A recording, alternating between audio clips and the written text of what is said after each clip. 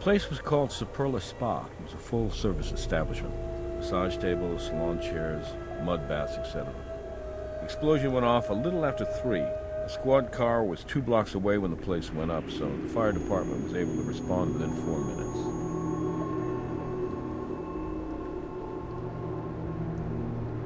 Not that it helped.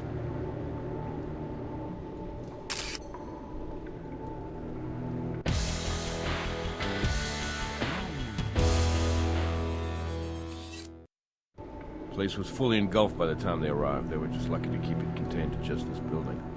I didn't know there was a spa down here. Building's been here since the late 70s, but it's only been a spa since 98.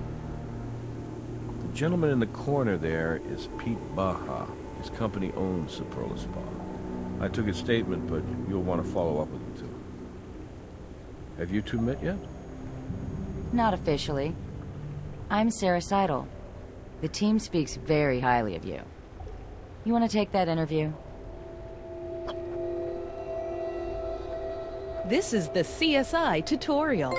You can turn it off at any time by selecting the option on the tutorial window and enable it again from the options menu. The cursor is used to both navigate and to select.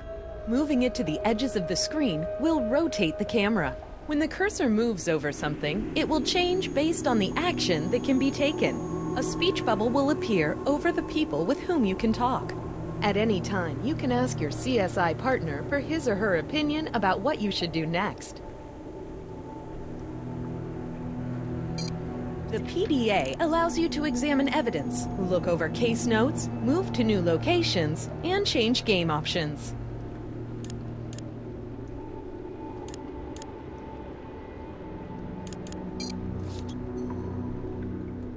The case file contains a record of all important information discovered during your investigation.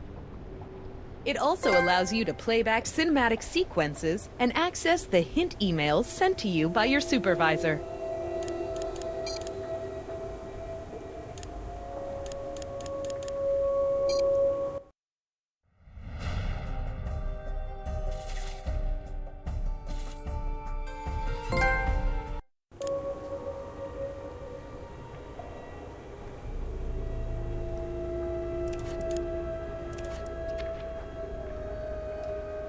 An arrow means that you can change your viewpoint. Your thoroughness score has increased. You can get a higher thoroughness score by navigating to viewpoints in a location that you have not visited before. If the cursor changes to a toolbox, there is evidence to find.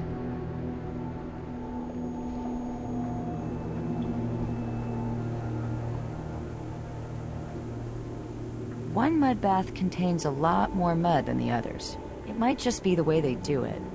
But the one next to it is filled only up to the line on the side of the tub. That mud is baked solid. We're going to need a way to examine it inside and out, without actually breaking it up and compromising potential evidence. You know, the other day, Catherine was telling me that we have access to an industrial ultrasound device. It sounds perfect for this problem. I'll give her a call. Your objective is changed for the first time. Your objective, located at the top of your case file, will give you an idea of what to do next.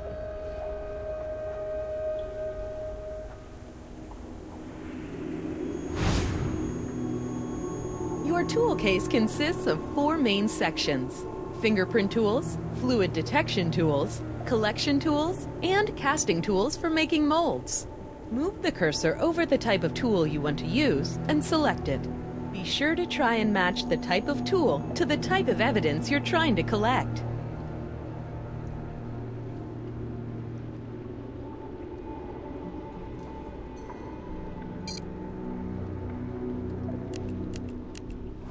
We should take samples of soot from all around this place to see if we can find traces of an accelerant.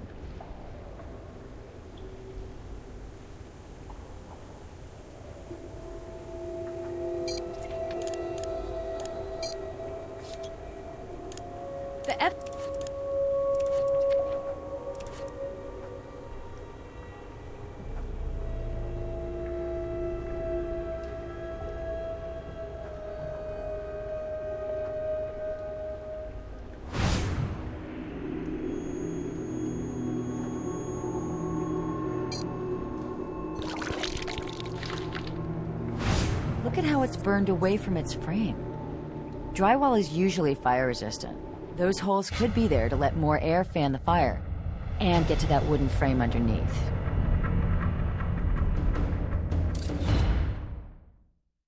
That could indicate arson, but we'll need a lot more evidence to prove it.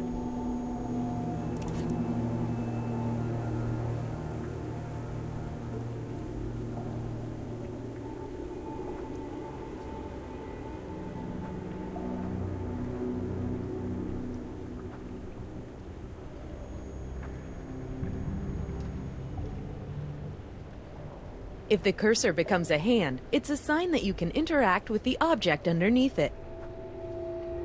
If this thing was on last night, we could have our ignition source.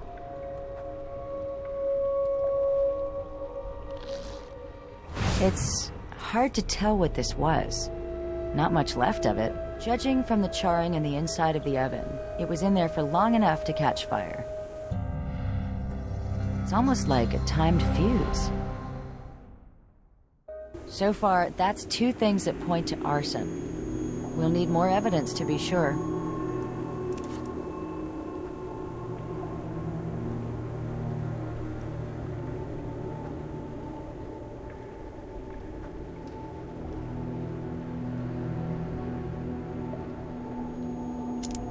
Popcorn-style ceiling. Hold your breath while you're taking that sample. If it's as old as it looks, it's probably got asbestos in it.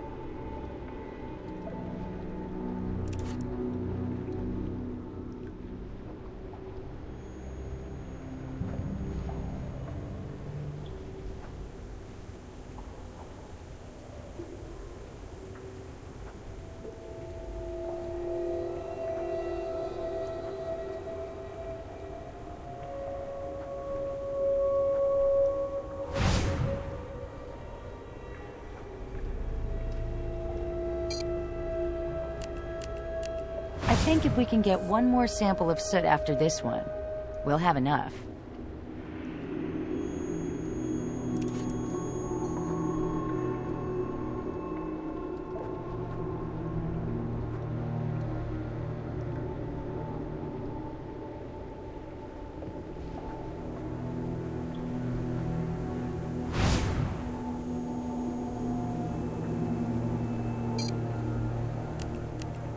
We've gathered soot from all over this place.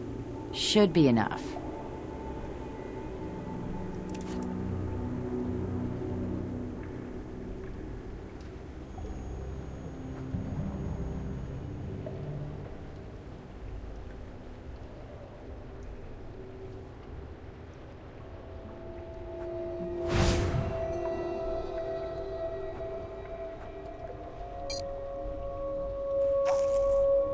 Look at the crimping along the edges of the split gas line. I'd say it was cut.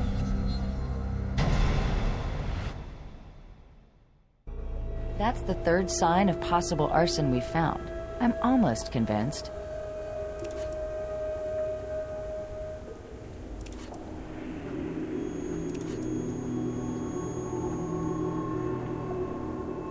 Hi, Pedro Baja.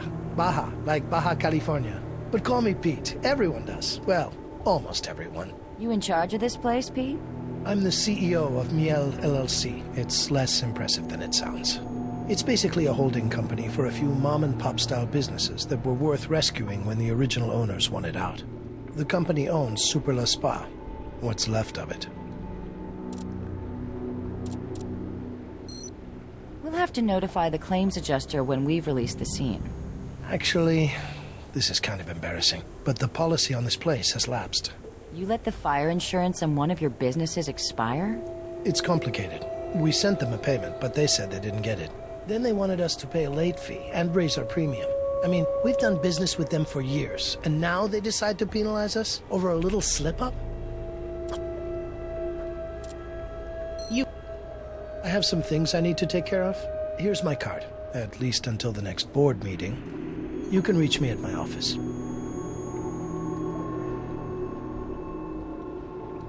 Now we're living in the future. I'm still waiting for my flying car, but seeing through walls isn't too shabby. I have a rough idea, but remind me again how the device works. Just turn it on and point the wand at whatever you want to scan. The sound waves it emits penetrate at different speeds depending on the density of the material. And the onboard computer translates that into a picture, is that right? You got it. I don't think I need to tell you to be careful with it, but be careful with it.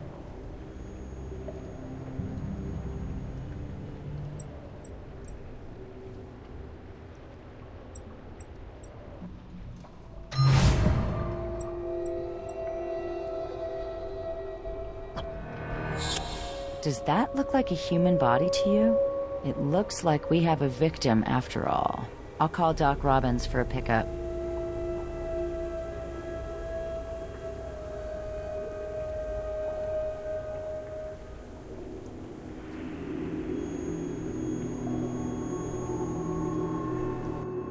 Cleaning her off is just the first step.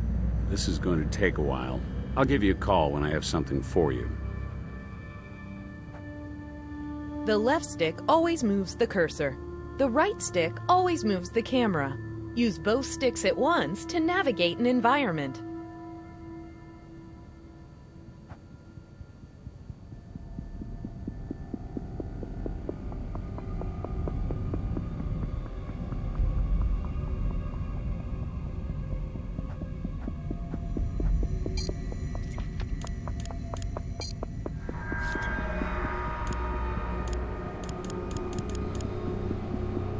You can rotate around the evidence by selecting any part of it and moving the cursor in the direction you want it to turn.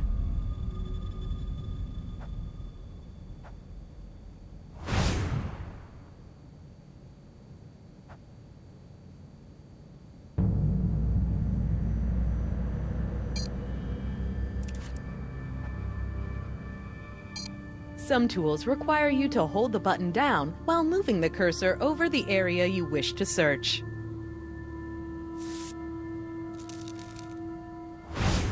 It was nice of Mr. Baja to give us his fingerprint like that.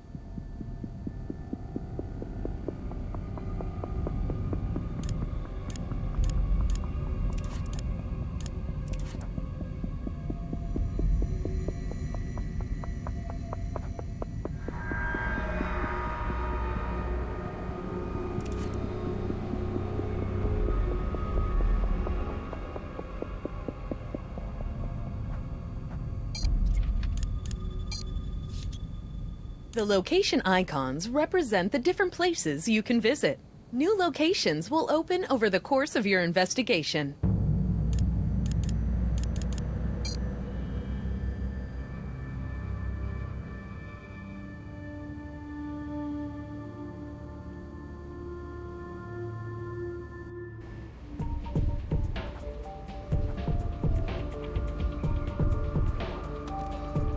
The Data Analysis Station allows you to analyze fingerprints, search for medical records or research, and process computer evidence.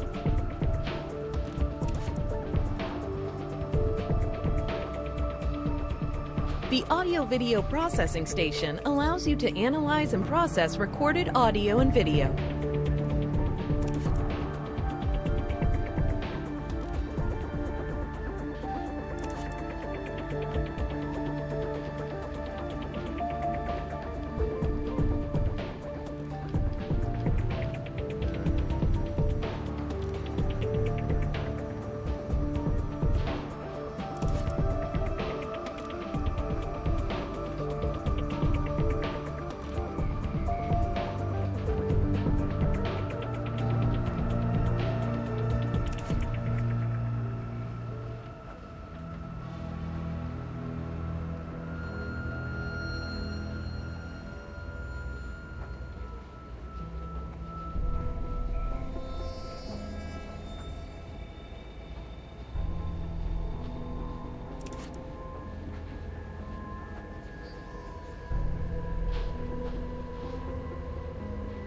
The Visual Enhancement Station allows you to view and compare both small and large objects and process document evidence.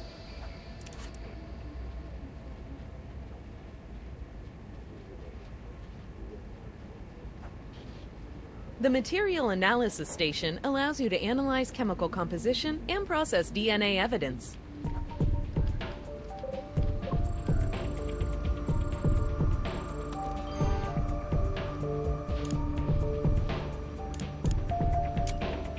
The chemical analyzer lets you identify the chemical composition of certain evidence. Select a piece of evidence using the Evidence button to begin. You've added a sample to the chemical analyzer. You can attempt to match the sample to another sample you've already collected, or you can attempt to search for a match. Use the Evidence button to select something you've already collected, or the Search button to search the database.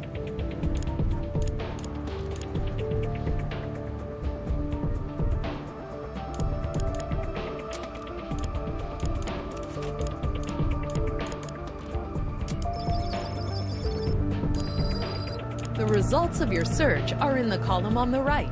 Notice how the original sample is made up of thin and thick lines on a spectrum. Selecting a search result will add its lines to the spectrum on the bottom. Selecting it again will remove its lines. Your goal is to combine the search results on the right until the spectrum on the bottom matches the spectrum on the top. You will need to select more than one search result at a time in order to make a match. To gain a high skill score, correctly choose the appropriate search results without removing any.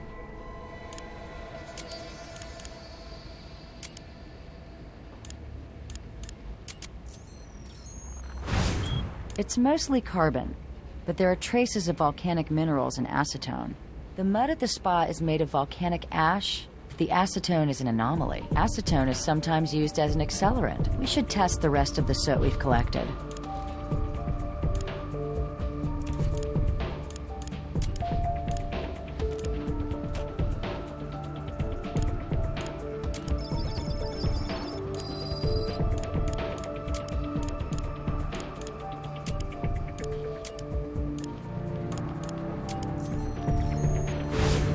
There's quite a bit of carbon from where it burned.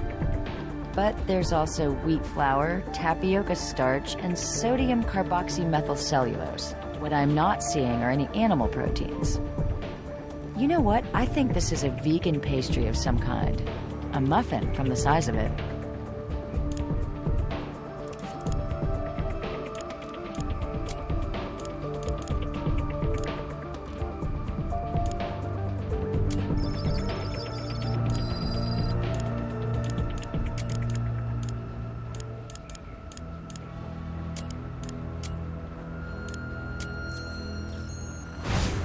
It's primarily calcium sulfate and asbestos. That explains why the ceiling didn't burn.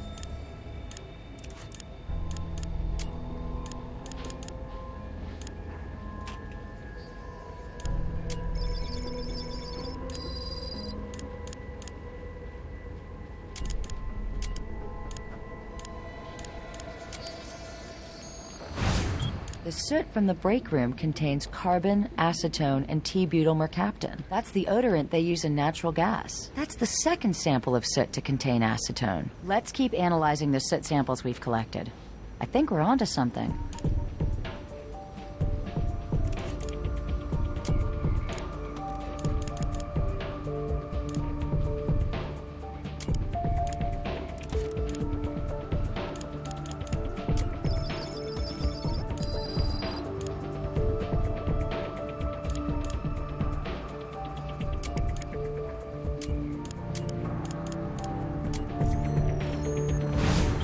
Lots of carbon, some acetone, and trace amounts of T-butyl mercaptan. We have acetone, a known accelerant, in samples of soot taken from every room in the spa. We've got a gas leak that looks to be the result of tampering. The drywall here has been ventilated to get around its natural fireproofing. And then there's this acetone residue over every inch of the place. Throw a muffin in the toaster oven at 450 degrees. Then just leave it in there without setting the timer. Sounds like a recipe for arson. Hey there, it's Dr. Robbins. Just wanted to let you know I've completed the autopsy on your burn victim.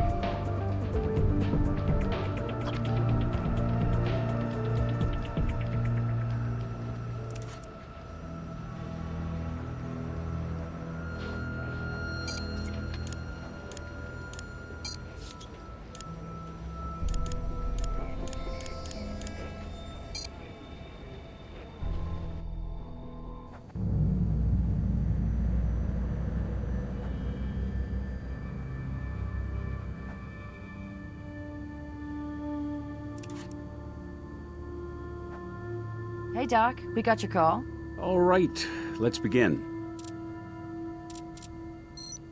Well, her bikini probably left no room for imagination, nor an ID, but I did collect her fingerprints and DNA for you.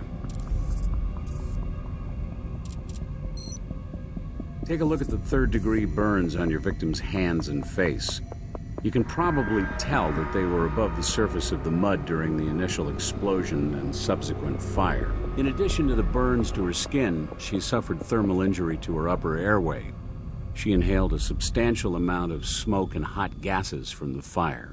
Carboxyhemoglobin levels in her blood exceeded 73%. Cause of death was suffocation due to carbon monoxide poisoning.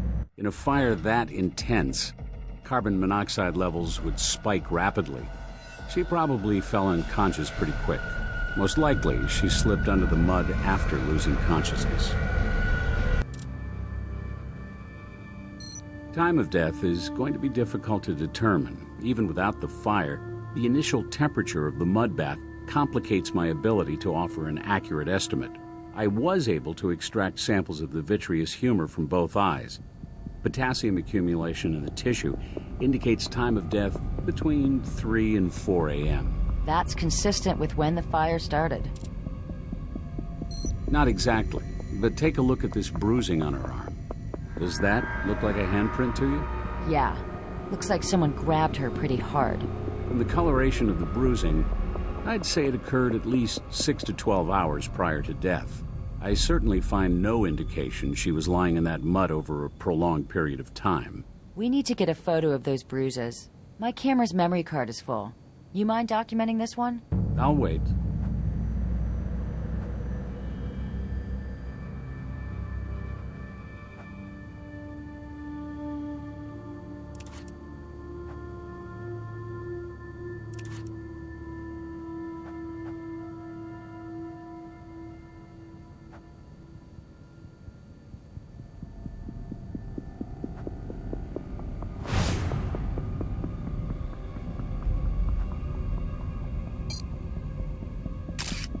Nice composition.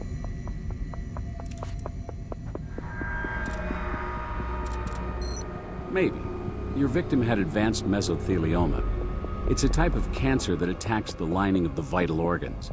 It's thought to be caused most often by exposure to asbestos. It looks as though it was an ongoing problem for her.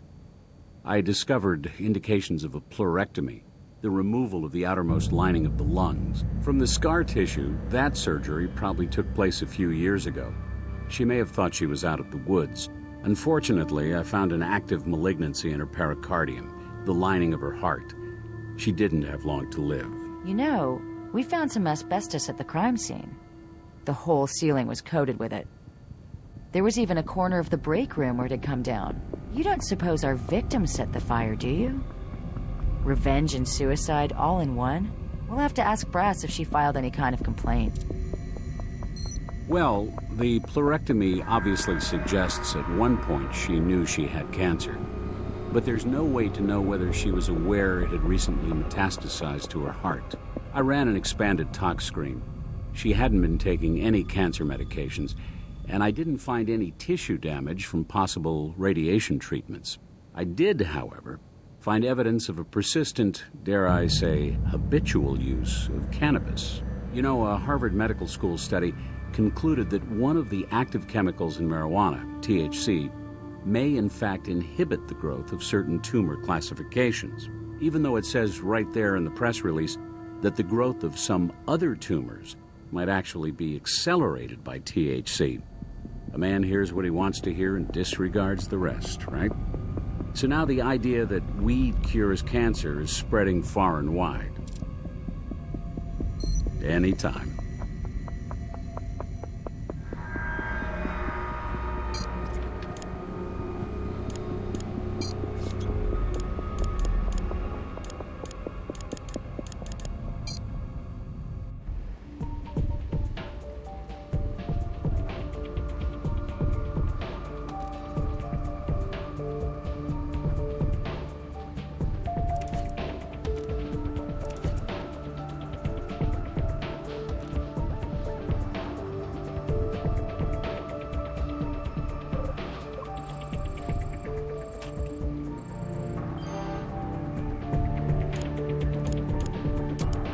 The fingerprint analysis station lets you identify fingerprint evidence.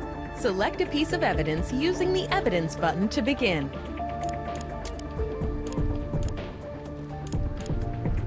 Our victim's not an APHIS.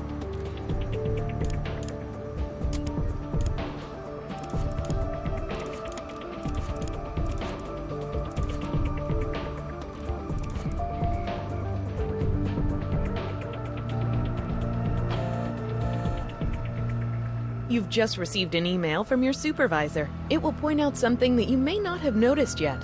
You can access this email from your PDA.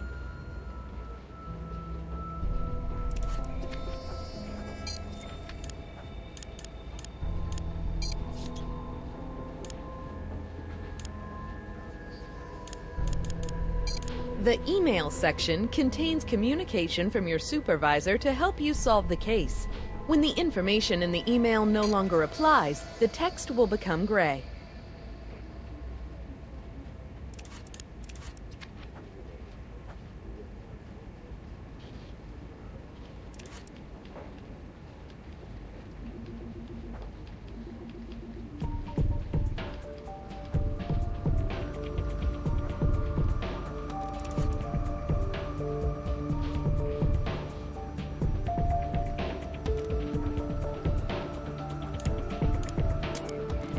The DNA analysis station allows you to identify a sample of DNA.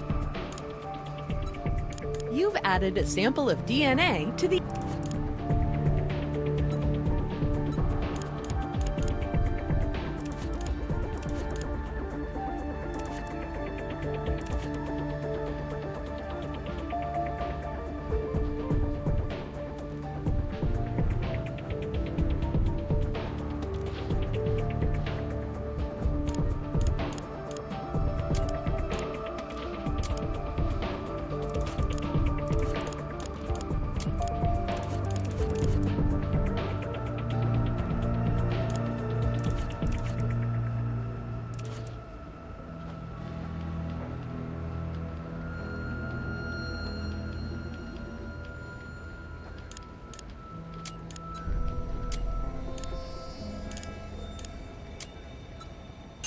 She's not in CODIS. Our Jane Doe doesn't seem to be in the system. Maybe Pete Baja knows her.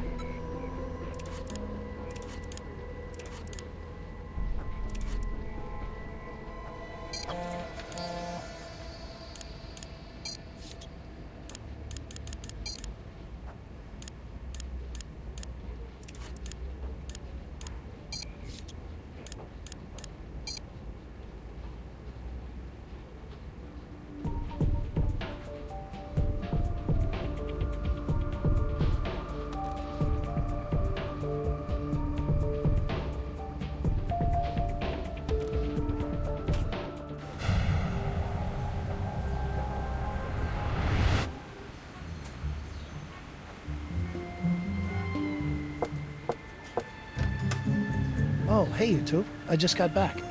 What do you need? We found an unidentified female victim in one of the mud baths at the spa. My God. Portia. No! Portia Wiseman. She's the manager at the spa. She's the only other one with a key. Just the thought that she might have been in there when it went up. I'm sorry. It's just horrible. We can't be sure who she is until we get a positive identification. Of course. Let me lock up here.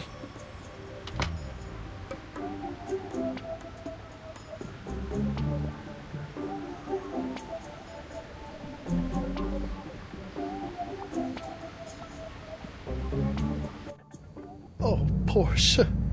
No. What were you doing in there? Actually, we were hoping you could help us shed some light on that. Would you mind answering a few more questions? Sure.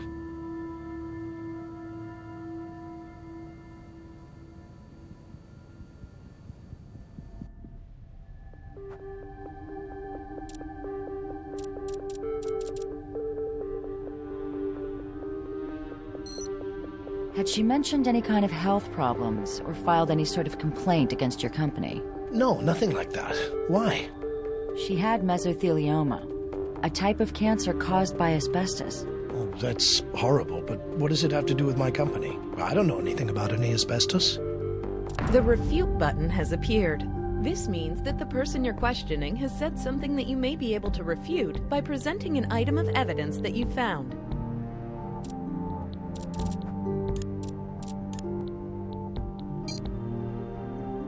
This is the evidence presentation interface. Choose the piece of evidence that best refutes the last statement made by the person you're questioning. The ceiling of the spa is coated with asbestos-laced paint. Really? I guess I'll have to take your word for it. You really think Portia got cancer from working at the spa? Oh, she never said anything to me about it. Your cunning score has increased. Cunning increases when you correctly present evidence, either to refute a statement in interrogation or justify a warrant request to Captain Brass. Think back. Did she ever seem unusually angry or depressed? Well, we weren't exactly close, but I got the feeling she was in a troubled relationship. Little things here and there, really. Such as? One Friday, I asked her if she had any fun plans for the weekend.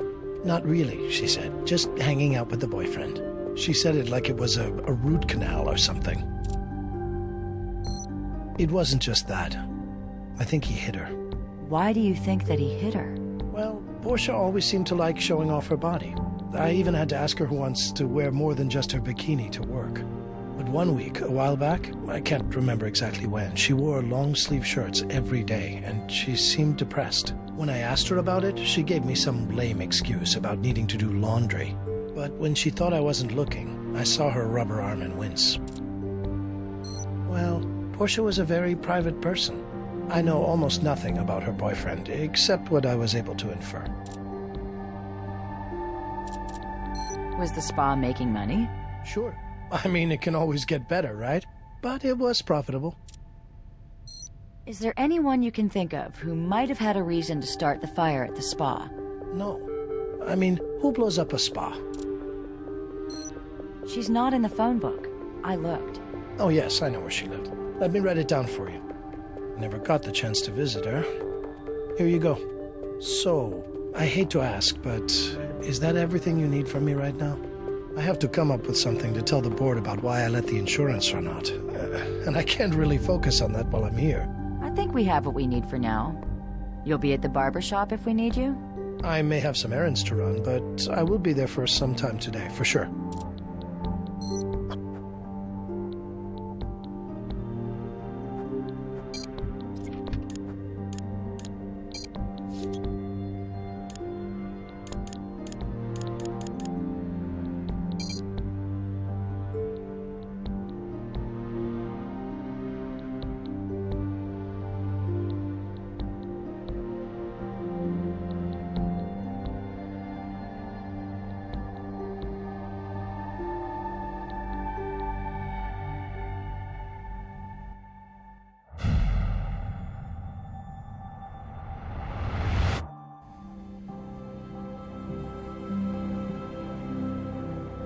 Las Vegas Crime Lab, drop the weapon now!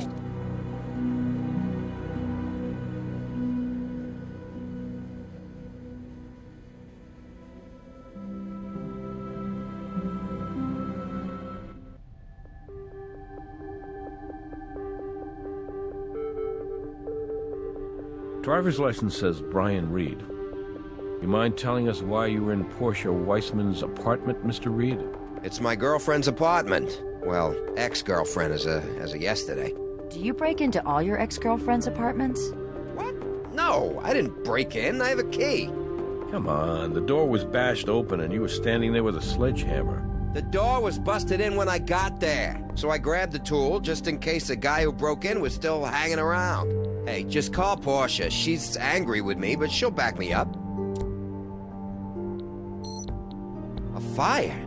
Oh, God. Is she okay? Unfortunately, Miss Weissman never made it out of the mud bath. You mean it can't be. Mr. Reed, we're sorry for your loss. A fire. So were you tying up loose ends after you torched the spa? What? That's crazy. The only loose ends I was tying up were my toothbrush and an extra pair of underwear. And now you tell me she's gone and you're acting like I had something to do with it? Mr. Reed, Brian, we have no evidence implicating you right now. And we know it must be a shock to hear about Portia. We need your help to figure out what happened to her. I hope you can understand why we want to know the reason you were standing there with that thing. Sure, yeah, I can see how it looks. But really, it's just like I told you. I stopped by to pick up my stuff, yeah, including the hammer, and the door was broken open. I grabbed the tool for protection on the way inside. It was just inside the door. I wasn't there for more than a minute before you two showed up. You mentioned that as of yesterday, you and Portia were no longer together. Was this a mutual decision? Or did Portia break up with you? No, I broke it off with her. Her drug problem was getting in the way. Weed. She knew I couldn't. She knew I had a problem with it, but she kept putting it in my face. But maybe she'd still be alive. Oh, God. Did you hit her? Hit her? No, absolutely not. I would never hurt her.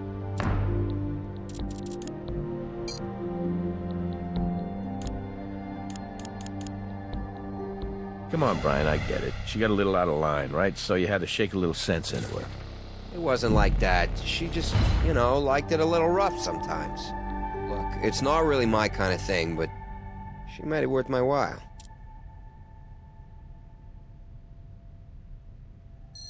Cancer patients are sometimes prescribed medicinal marijuana to help them cope with the side effects of treatment. Cancer? Well, that may have started a habit, but her cancer's been in remission for years. The autopsy found mesothelioma in the lining of her heart. She didn't have long. But she never told... I didn't know. She never told me. Can anyone verify your location between the hours of 3 and 4 a.m.? I don't think so, no. I was at home hanging out with my buddy Jack for most of the night. But by then, Jack was gone, and I was pretty much passed out on my couch. Can your buddy Jack confirm your story? Well, I try not to ask the bottle too many questions. People look at me funny. What do you do for a living, Brian? Living? I'm kind of between jobs right now. I'm looking for something in construction, but I'm not having a lot of luck. I do have a couple of leads, though, so ask me in a week, maybe. We might have some more questions for you soon. Would you mind waiting? I might as well. You probably won't get much out of me once I have a chance to start drinking. Jim, could you do a background check on Brian Reed? I called it in on the way over. I'll let you know what turns up. Let's head back to Portia Weissman's apartment. Maybe there's some evidence there that can link the break-in to the fire.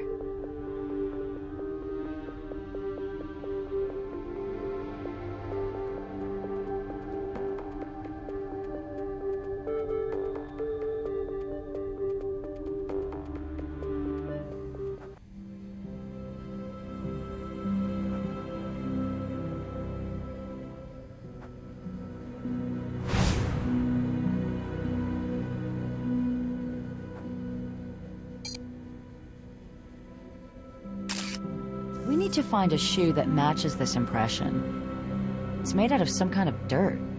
We should get a sample.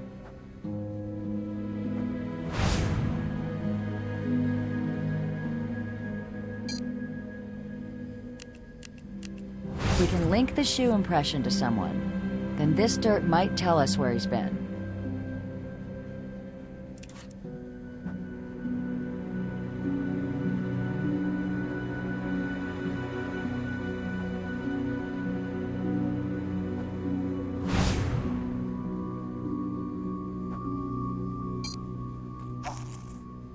Some of the marks here are thin and straight, but some are circular, just like the holes in the drywall at the spa.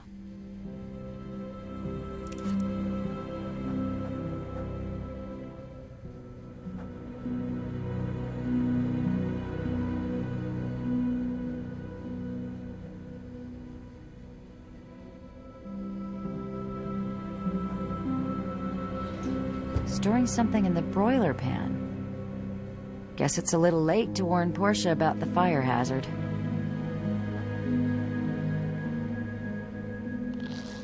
dates and dollar amounts. It looks like a record of the spa's finances.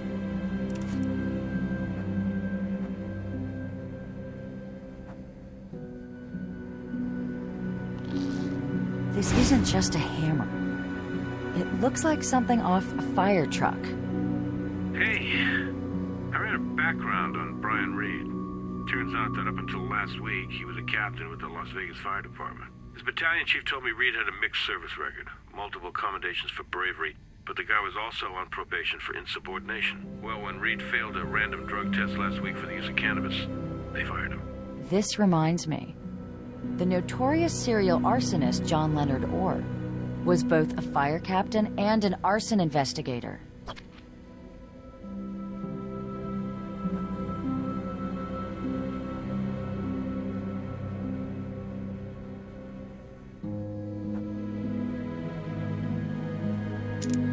Black hair pulled out at the root. Portia was a blonde, and Brian Reed has red hair. Someone else was here.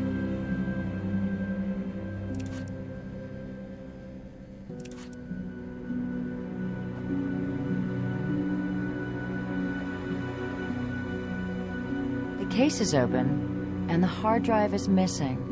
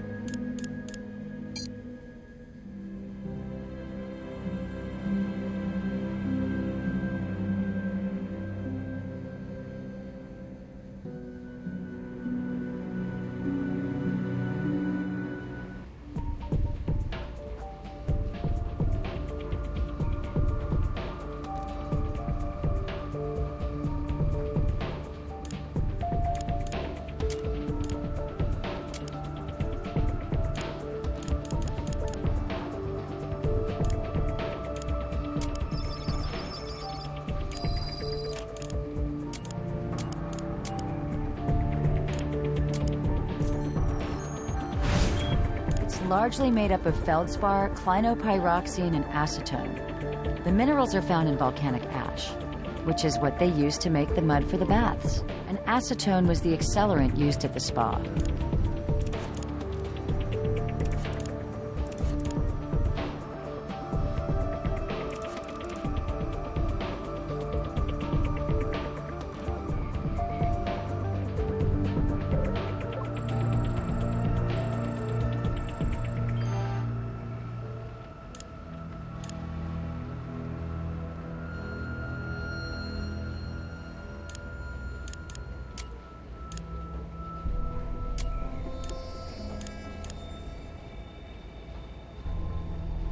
You've added a piece of evidence to macroscopic comparison.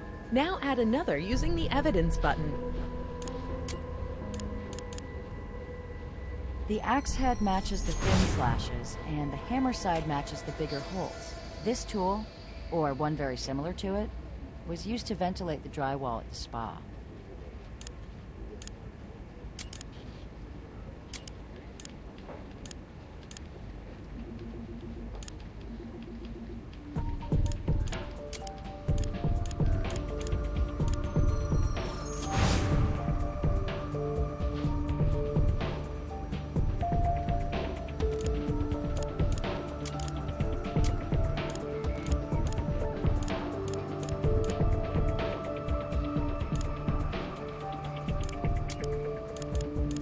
Brian Reed's Denver tool is a match to the markings on Portia Weissman's door.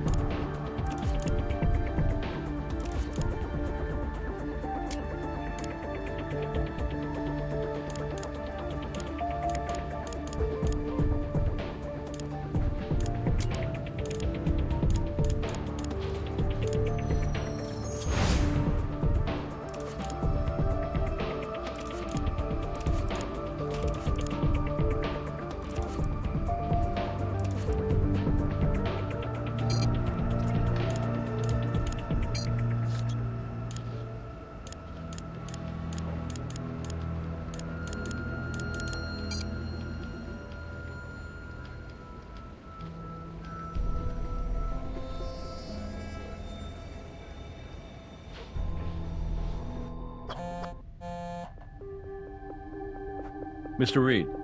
Or should I call you Captain Reed? Not anymore. I'm no longer with the Las Vegas Fire Department. I bet you've seen a lot of buildings burn, and I bet you know a lot of ways to light them up. You know something, buddy? You are way the hell out of line. I devoted my life to jumping into the flames and saving people. And I lost friends in those buildings I've seen burn. So for you to sit there and insinuate that I may be an arsonist is the most offensive thing anyone has ever said to me. And Portia? You think I set Portia on fire? I mean, I don't know what kind of animals you people have to deal with, but that's not me. Being a firefighter was obviously very important to you. So it must have hurt to lose that. Yeah, well, they were just looking for an excuse. I was actually trying to keep my head down. You were on probation. There was a tenement fire in the Alphabets. Battalion chief thought the place was coming down. Ordered me not to go back in. You'd think I might earn a little slack for telling the boss to piss off, but let me save a room full of kids. And again, if I'd stopped at piss off, maybe I would've. Wasn't Portia the one with the drug problem? Yeah, it was her problem, and she's the reason I got fired. Portia made pot brownies. Now, she says she didn't dose me intentionally, but she did leave the damn things right where I would find them, and she didn't tell me what they were. I ate 3 of them. I could barely get out of bed for like a day and a half. I don't know how anyone can stand that stuff.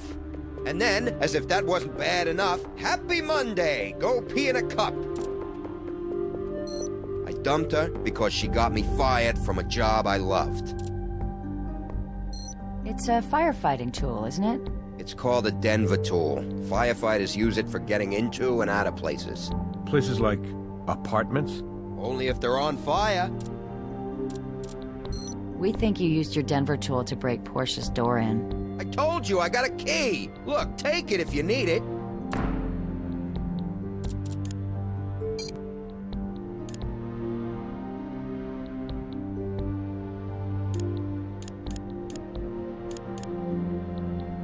See those marks? They line up perfectly with your Denver tool. Mine or anybody else's. Even if it was a Denver tool, no firefighter did that. If I really wanted to bring that door down, I'd pry the hinges off. The last thing I'd do is hack at it like a maniac. The fire was set by someone with the knowledge to burn that building to the ground. I don't care what you say. I would never start a fire.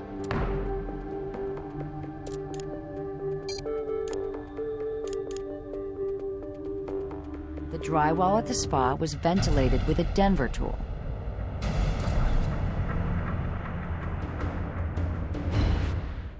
Well, it wasn't my Denver tool. Anybody can buy one on the internet. Even Portia had one. Why did Portia have a Denver tool? She took mine. She wanted it for protection. Said it creeped her out to be alone in that place all day. By that place, do you mean the spa? Yeah, she had hers at the spa. You know something? You're right. There are a lot of other Denver tools floating around out there. But in this case, I really only think there's one I need to worry about. And it belongs to you. You followed Portia to the spa, and when she was nice and relaxed in her mud bath, you torched the place. And then you went back to her apartment to get your things, and a few of her things too. And then you tried to disappear. I bet you figured, hey, if it looks like a break-in, then no one will suspect a boyfriend who's already got a key to the place. And that might have worked for you too. But you forgot to light a fire under yourself. You were still standing right there when we rolled up. Captain, I respect the police. I really do. I know what it's like to go out there every day and put it all on the line. And I know you're just doing your job. But if you can look me straight in the eye and really hear what I'm saying to you, and yet still believe that I could do this to Portia, then I feel very, very sorry for you, because you're not qualified to carry that badge. Now, are you really gonna arrest me, or what? No, we're not going to arrest you, Brian. But we'd appreciate if you could hold tight here for a while. All right, I will. For now. And like I said, I'm happy to answer your questions, but no more finger pointing, or I'm done. We understand. Thank you. You said that Portia spent hours alone at the spa. How often did she do that? Just about every day. You know, there were times I started to believe that place might be some sort of front. A front? Yeah, you know, for money laundering. Portia was convinced, and she was keeping her own records. She told me that place wasn't making a dime.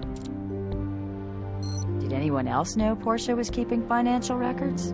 I think she might have mentioned it to her boss, which seemed like the wrong guy to talk to about it, but she trusted him. At least she did. But after she talked to him, she got all paranoid. Ended up hiding all the papers in the broiler drawer. I thought she was just high. Hey, you guys looking at him for this? Thanks for sticking around. No problem. I'll be waiting.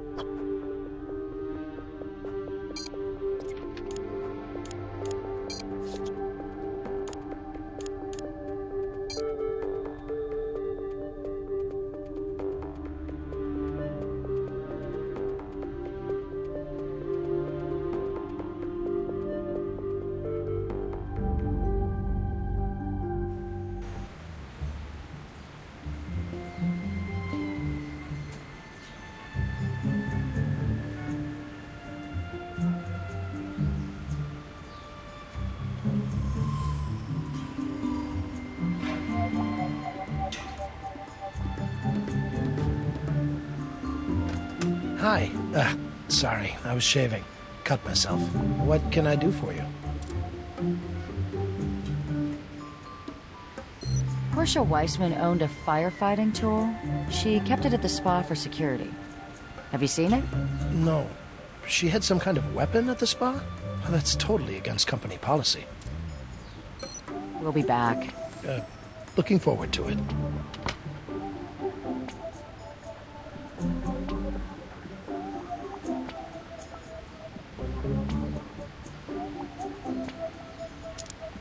Good catch. That should contain a workable sample of his DNA.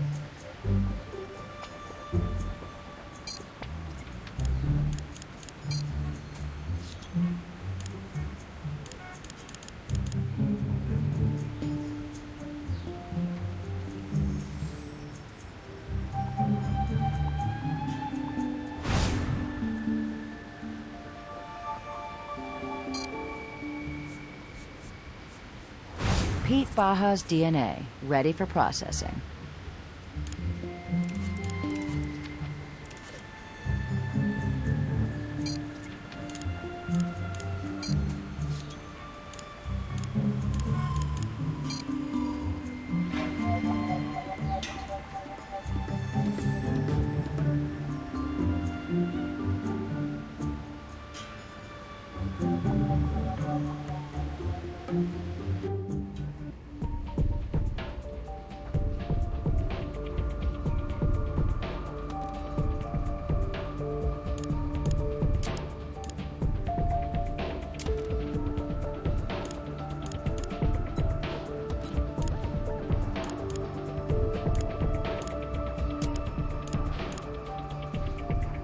You now have 2 samples of DNA ready for comparison.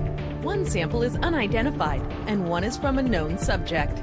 To confirm a match, you need to drag segments of colored blocks from the unidentified sample to the corresponding colored blocks in the known sample. If all the colored blocks from the unidentified sample fit into the known sample, you have a match. You can get a higher skill rating if you don't misplace any blocks.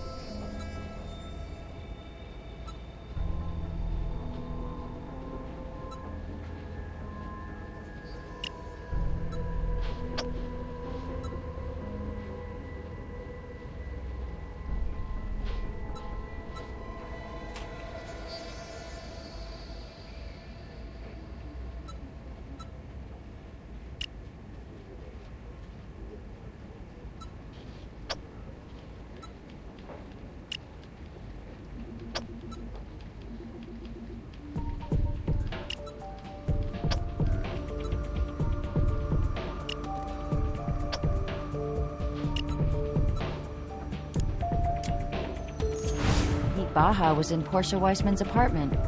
even though he told us he'd never been there.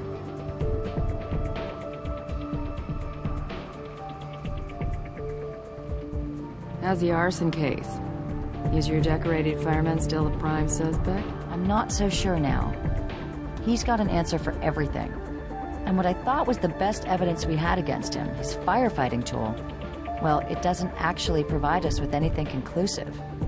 On top of that, the spa's owner, Pete Baja, lied to us about never visiting the victim's apartment. All right. Well, talk to Brass. See if he can help you take a closer look at this, Mr. Baja.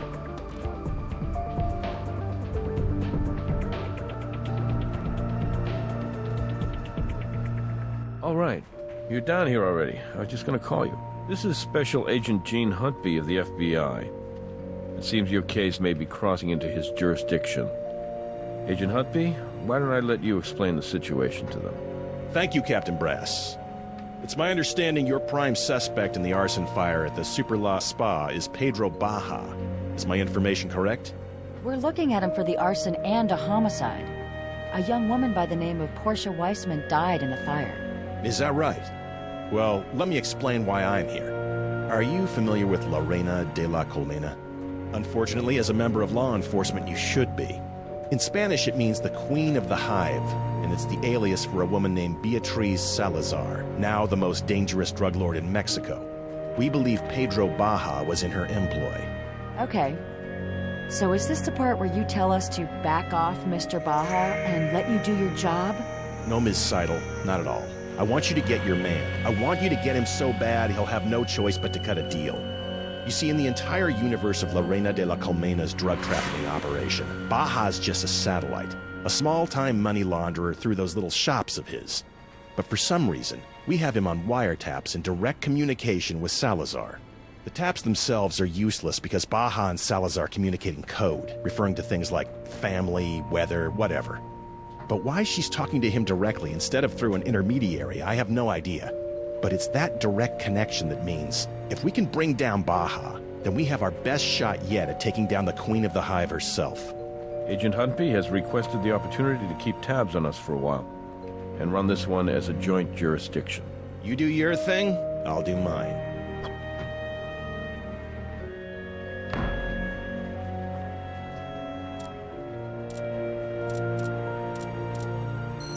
Based on what evidence?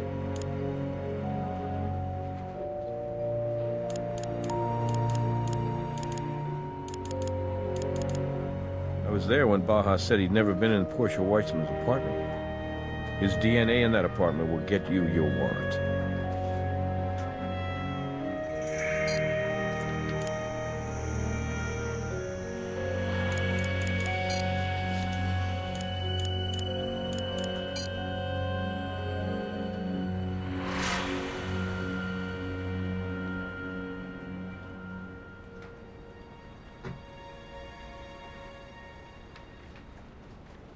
Baja, Las Vegas police. Open up. Looks like he's not here. Guess we'll have to execute the warrant without him.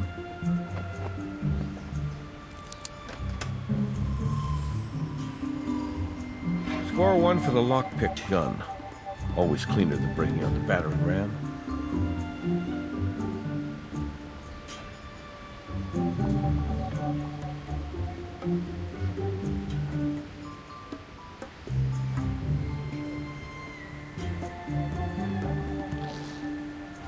Looks like an empty financial or legal portfolio with the spa's logo on it. Those records we found in the Vic's oven are just the kind you'd keep in a binder like this.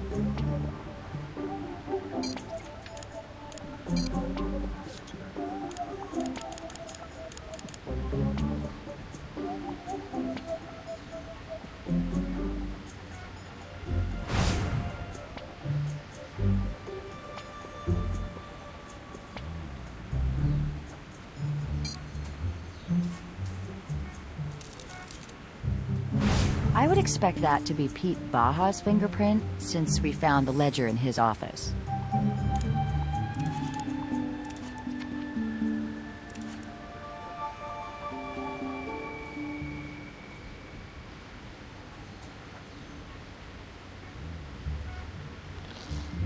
We've vegan blueberry muffins.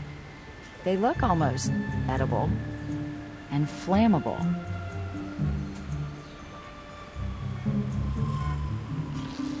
Look at that. The hard disk isn't screwed in. It might just be new, but the VIX PC was missing a hard drive. We can figure it out back at the lab.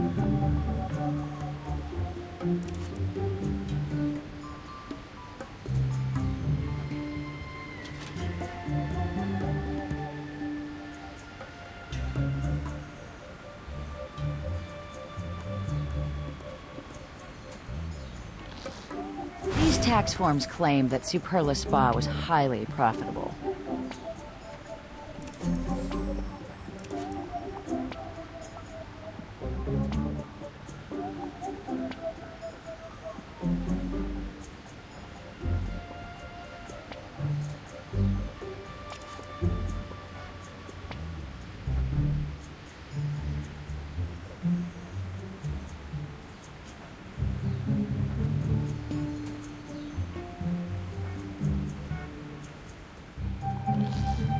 You can tell a lot about a person from the kind of shoes they wear. You can tell a lot more if you forensically examine their shoes.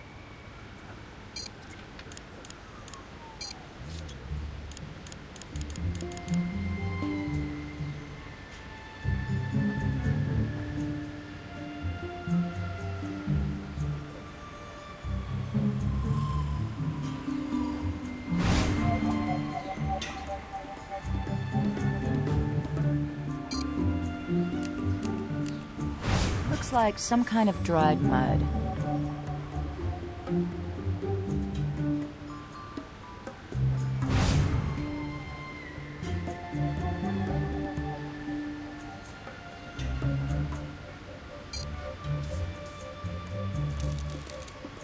That's just where someone would hold a shoe when putting it on.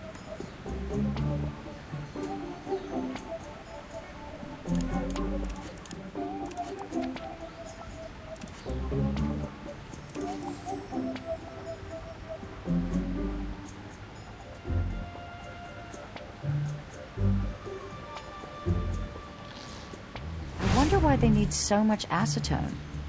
Place is a little too masculine for manicures.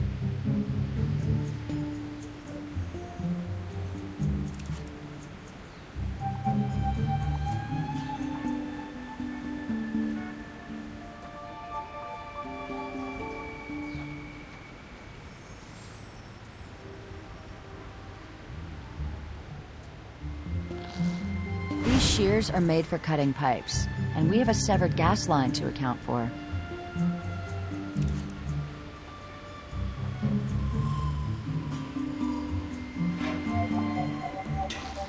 That looks just like the tool we got from Reed.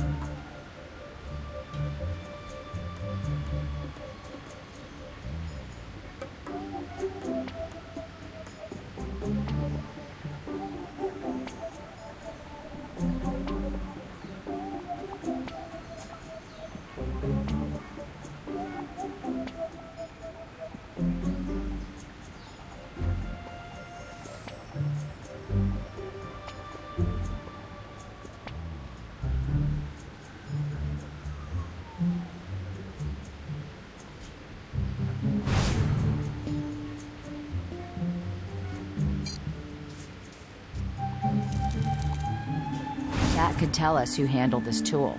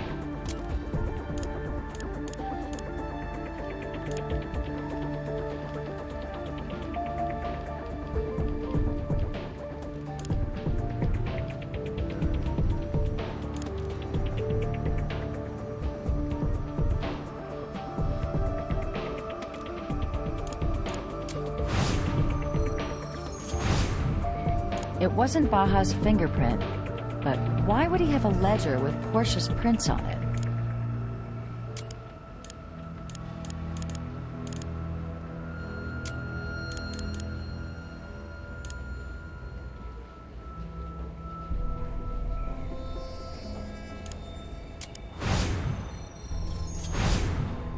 Based on the placement of Baja's fingerprint, those have got to be his shoes.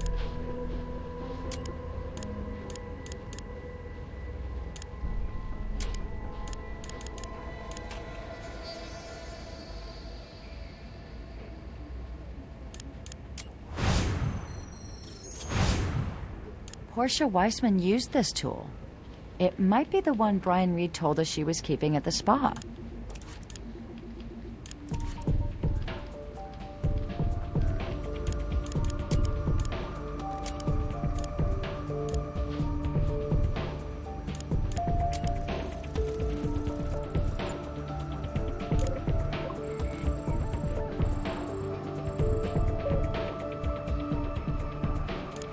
What's this? Trend Micro Internet Security Pro has detected a virus. Repair. Looks like someone's been practicing unsafe surfing. Okay, let's see what Pete has on this hard drive. Cat pictures, puzzle games, and Portia Weissman's monthly household budget. Looks like we found the drive that was missing from the computer in the loft.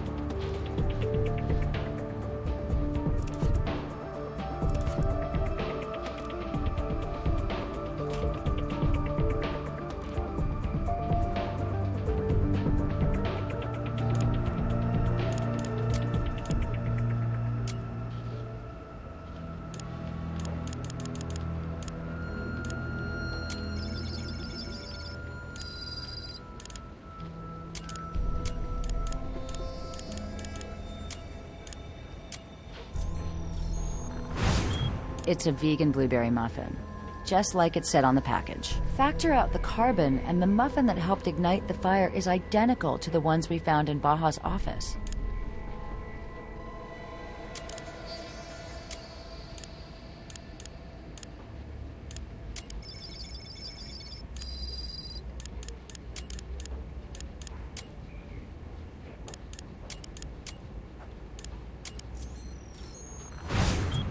Almost pure acetone. No fragrances, no dye.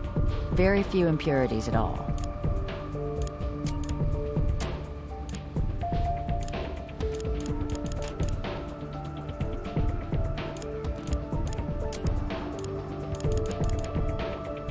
You've added a second chemical sample.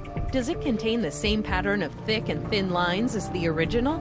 If so, then select Confirm Match. Otherwise, the back button will remove the second sample and let you try another comparison. More volcanic minerals and acetone. The shoes tie Pete Baja to the spot just prior to the explosion. I think we may have enough to nail Baja for starting the fire.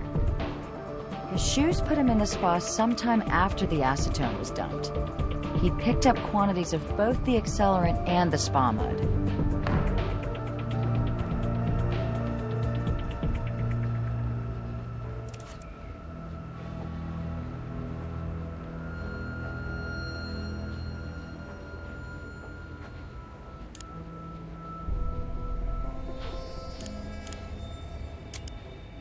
The microscope lets you view items at a variety of magnifications.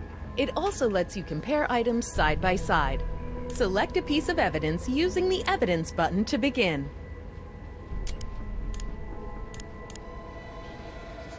To examine this item more closely, you need to find the correct combination of magnification, focus setting, and position. The magnification control switches between the 3 magnification settings.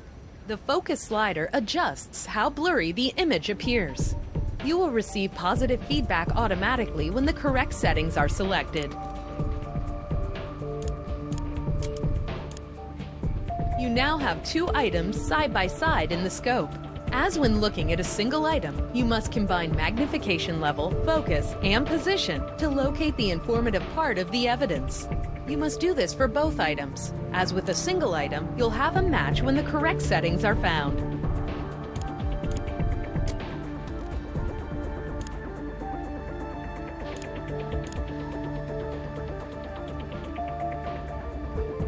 Look at how the imperfections on the blade match up to the markings on the gas line. These shears were used to cut that gas line.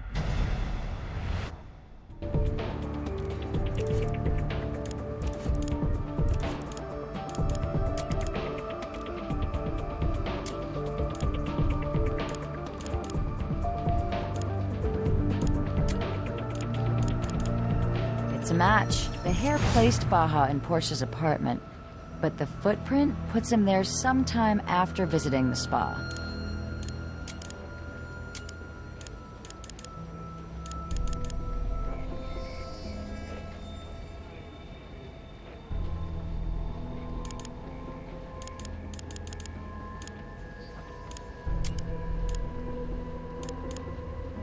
Each side of the tool matches one of the distinct shapes ventilating the spa's drywall.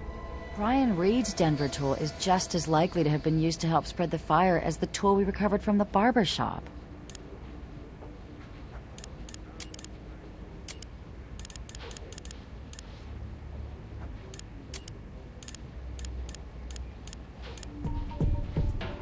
The tool from the barber shop could have been used to break into Portia's apartment. Portia kept her Denver tool at the spa, right where Pete Baja could have easily taken it. Okay, I think I have a pretty clear picture of what happened. Baja was laundering money, and when Portia confronted him about it, he panicked. Then he decided to rig the spa to explode. Portia probably showed up after Pete was gone. Doc Robbins said she had marijuana in her system, so she might not have noticed the acetone.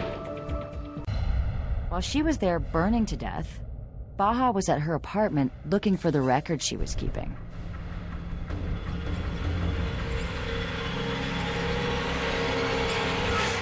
With what we have now, an arrest warrant won't be a problem. Let's go talk to Brass.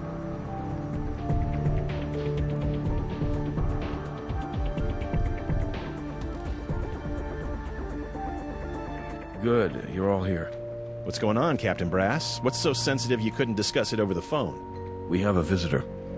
Miss Beatriz Salazar. You serious? She's here? The Queen of the Hive herself just walked in and asked to talk to the CSIs in charge of the Pedro Baja case. Do you mind if I sit in on this one, Captain Brass?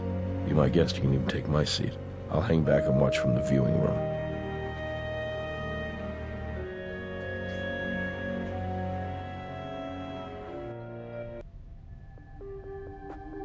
Hello, Ms. Salazar. My name is Special Agent... Gene Huntby. I know who you are.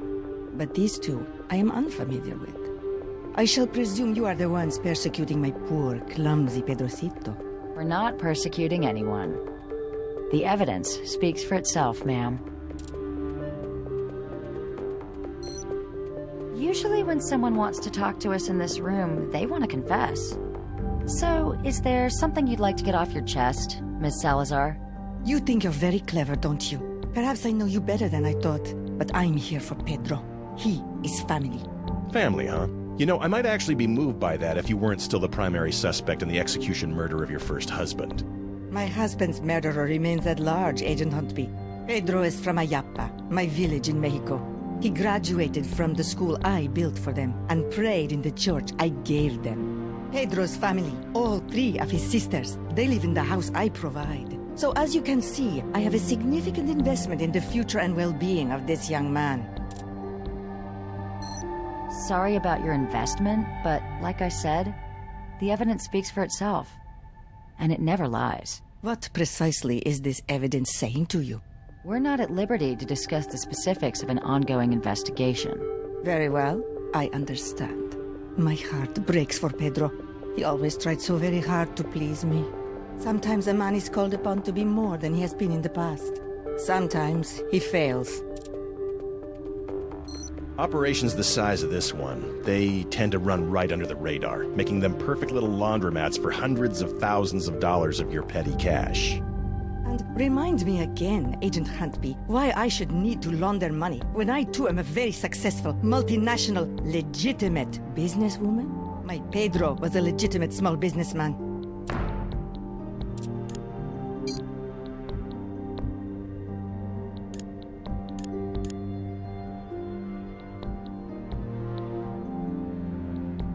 Superla Spa wasn't doing nearly as much business as he was reporting. Oh dear. First you zero in on poor Pedro, and now it sounds like you're investigating me. Shall I get my lawyer? Shall I go? We don't need to go there right now. A woman is dead because Pete Baja was trying to clean up a mess. Do you think it was his own? Or yours? I think if this evidence is speaking to you, miss, then something must be lost in the translation. Regardless of whatever mess there was, Pedro is incapable of violence.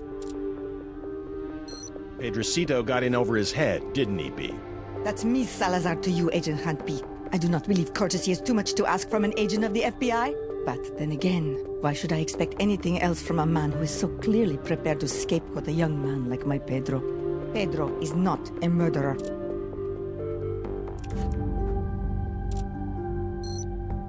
Aren't you afraid you'll leave some trace of yourself behind? A hair or flake of skin? Something with your DNA that we might be able to use against you. Wouldn't want to make your job more difficult than it has to be. I believe I have made myself very clear to you. I shall not waste any more of your time. Muchas gracias. What the hell was all that about? I mean, what'd she think she was going to accomplish? Hey, about that arrest warrant for Baja. Nevada Highway Patrol was able to track him down. The bad news is, he's dead. I need you to meet me at the barbershop. See you there.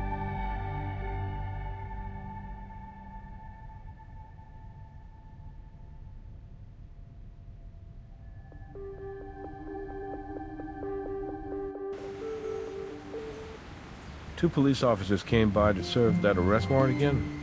They found him like this. Called it in. Is that a video camera? It's aimed right at him.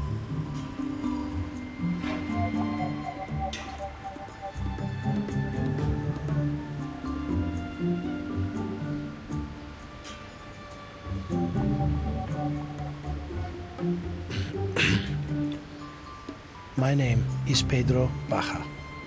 I'm an embezzler and a murderer. I set fire to the Superla Spa in order to cover up the fact that, for some time now, I have been fraudulently reporting its earnings. I poured acetone all over, cut the gas line, and left a muffin to burn in the toaster oven. I wasn't going to do the drywall, but that tool was there, and I was nervous. I swear to God, the place was empty when I rigged it to go up. I didn't know. How could I know that Portia would come by in the middle of the night? I even went to her apartment to talk her into giving me the records she told me about. When she wasn't there, I broke in. It was made crystal clear to me that I needed to get the records. But I never found them. I know it's small comfort, but I apologize to her family and to anyone close to her. I'm so sorry for taking her away. Sometimes a man is called upon to be more than he has been in the past. Sometimes he fails. Please, tell my sisters this. I made a deal with the devil to keep you safe, to give you a better life. I beg you to remember me if you are ever tempted to make a deal of your own. So it's come to this. Goodbye.